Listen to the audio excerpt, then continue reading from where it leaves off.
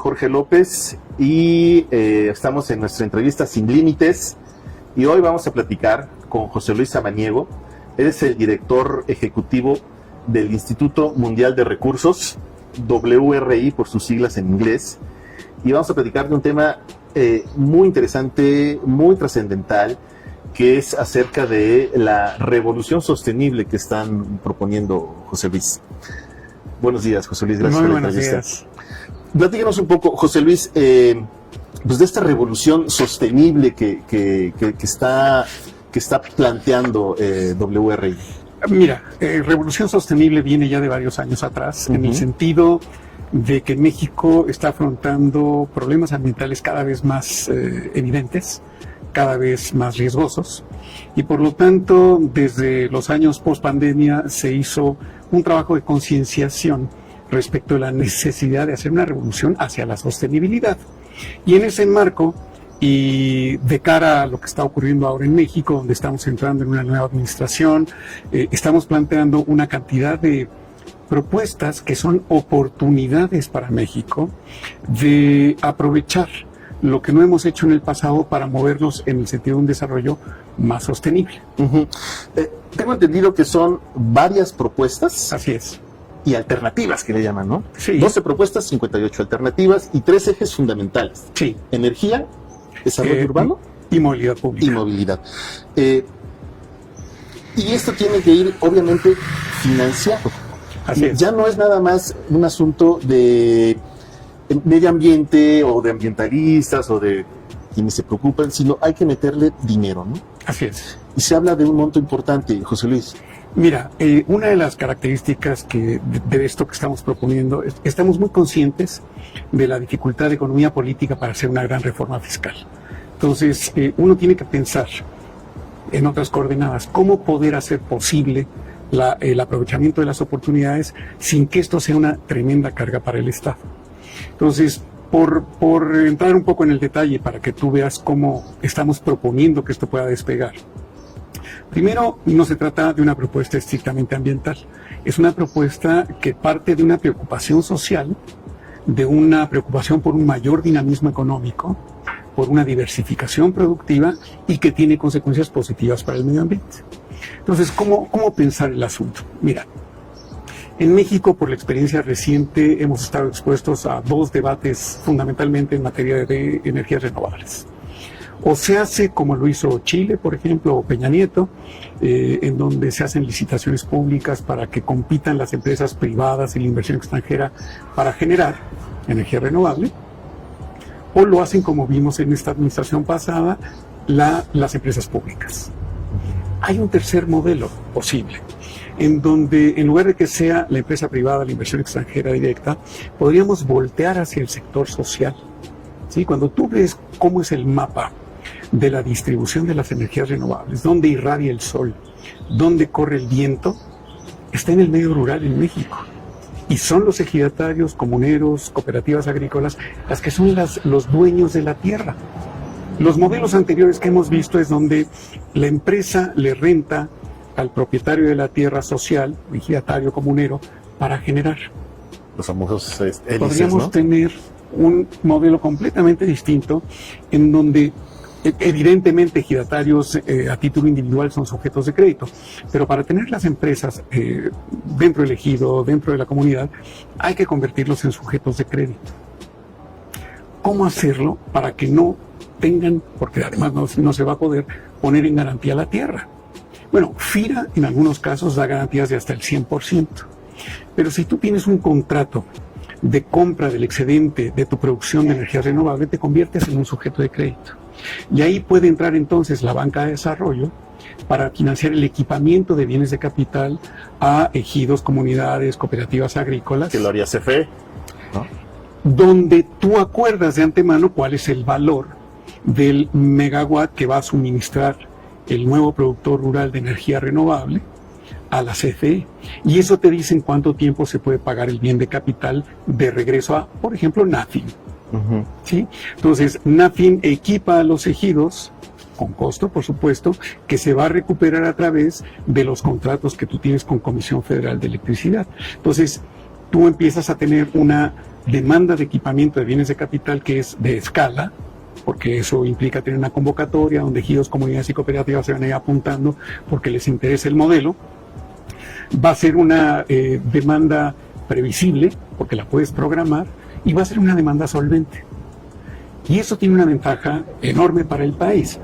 Tú puedes entonces programar a la industria nacional para que produzca esos bienes de capital. Tiene escala, es previsible y se va a repagar. Entonces tú estás cerrando dos círculos virtuosos.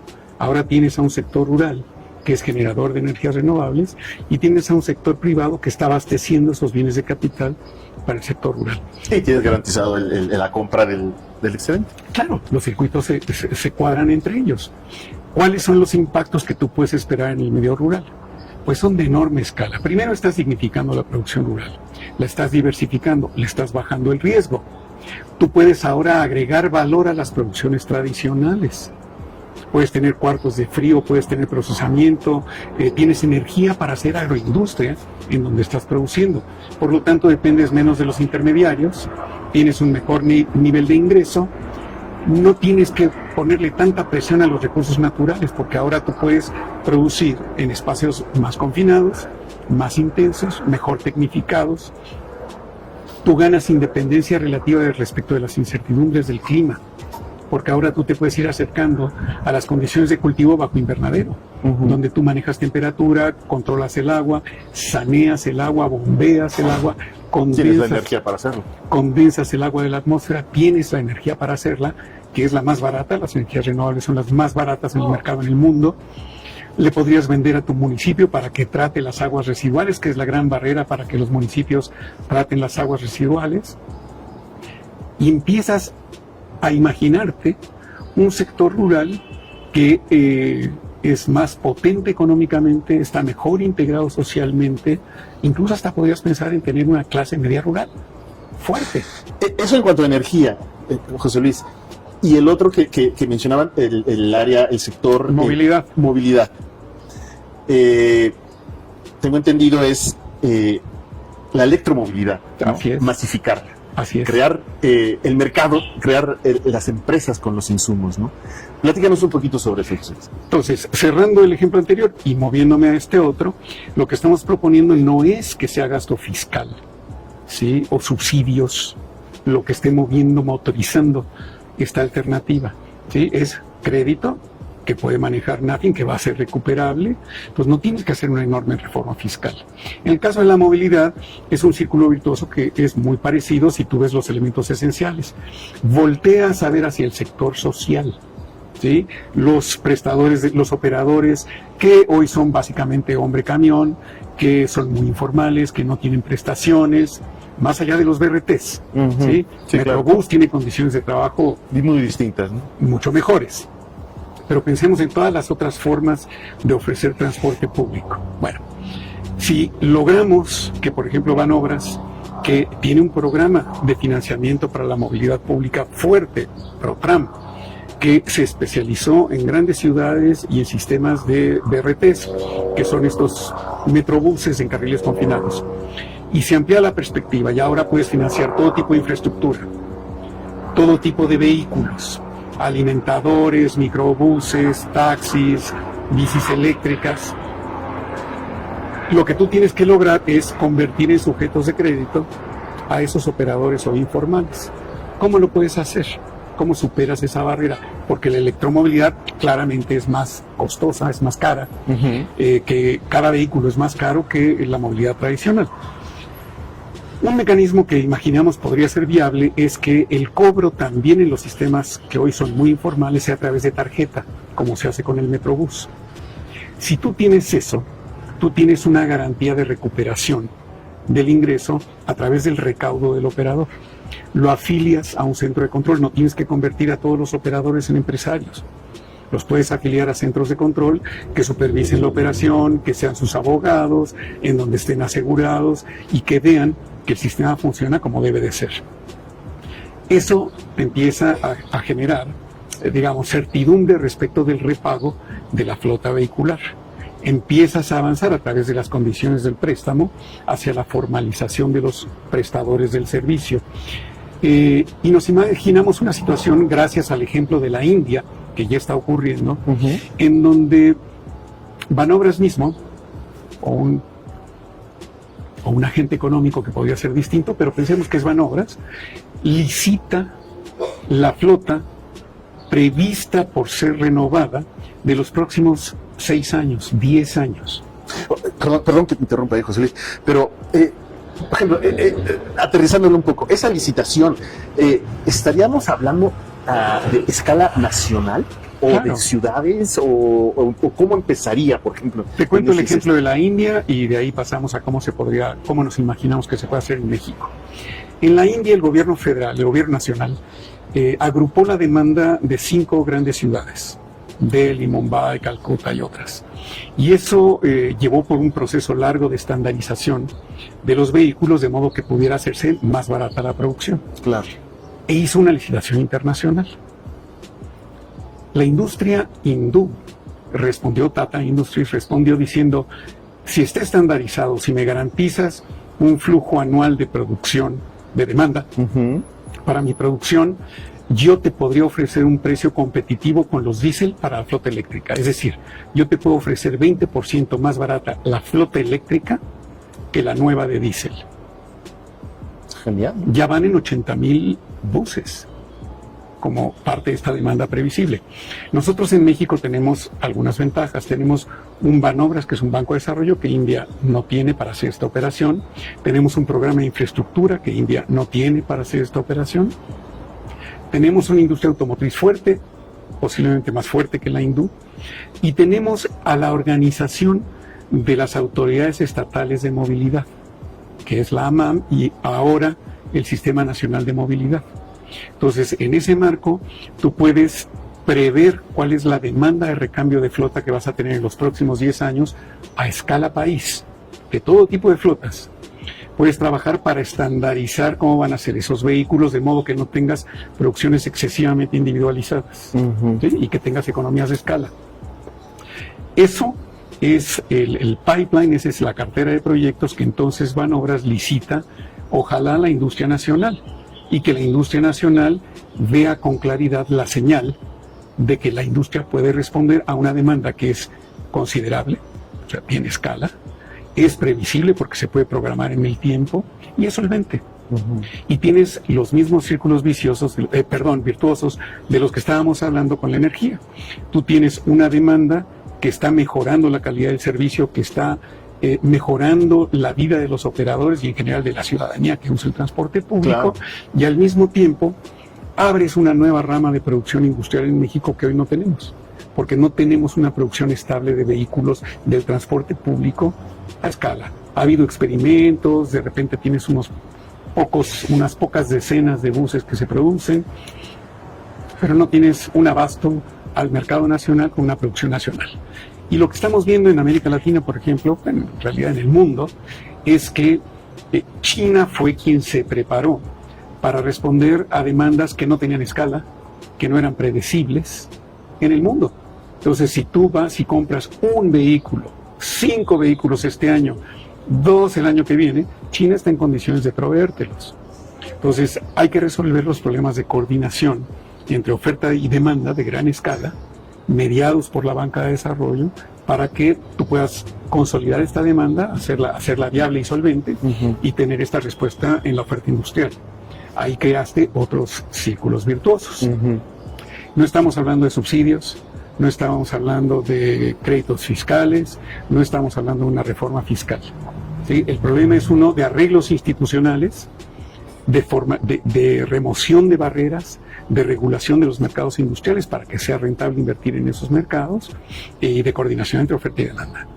Y en los dos casos, un hilo conductor es que están motivados por la necesidad de atender un problema social de envergadura, pero que tiene potencial para hacer dinamismo económico y tener ventajas del lado ambiental, que es lo que nos propone, por ejemplo, la Agenda 2030 de Naciones Unidas: resolver el pilar de personas, planeta y prosperidad al mismo tiempo. Y el otro punto, José Luis, es el agrícola forestal, el otro sector en que se estarían enfocando. Ahí tenemos todavía algunas dudas, pero sería la combinación de un par de iniciativas. Si tú tienes esta electrificación rural con renovables, tú estás liberando presión sobre los ecosistemas. Estás concentrando la producción, la estás controlando mejor, tienes la energía barata para hacerlo.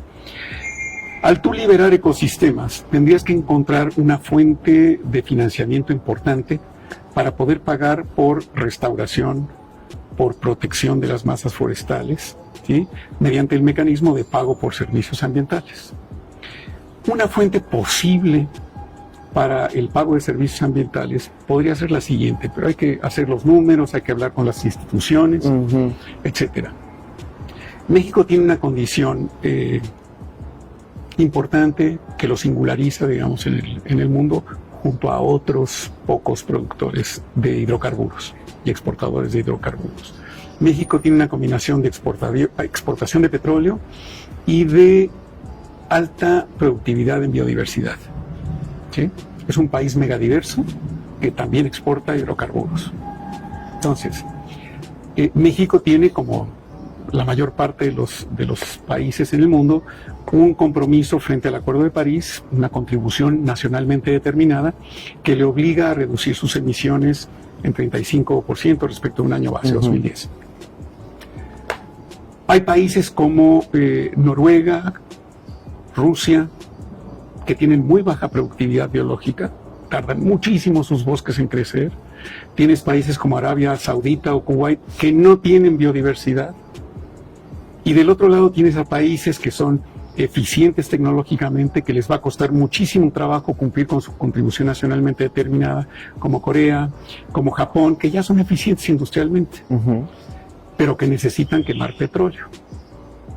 México podría descomoditizar una franja de su exportación de hidrocarburos y neutralizar el impacto atmosférico y encalentamiento global de la quema de un barril de petróleo o de todos los barriles de petróleo que México va a exportar a estos países que tienen dificultades.